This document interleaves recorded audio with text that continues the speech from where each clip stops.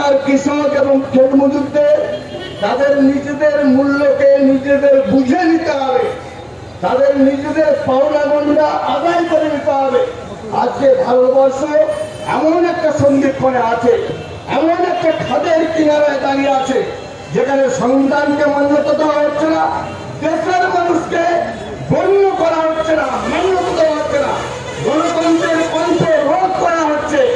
এই অবস্থায় দাঁড়িয়ে জাত পাত বিদ্বেষ বিভাজনের রাজনীতিকে সামনে এনে তারা আমাদের দেশের কৃষক ক্ষেত মজুর শ্রমজীবী মানুষের মধ্যে বিভাজন লাগাতে চায়। মৌলবাদী ব্যবস্থাকে মাথা চাড়া দিয়ে তুলবার চেষ্টা করছে সারা দেশ জুড়ে।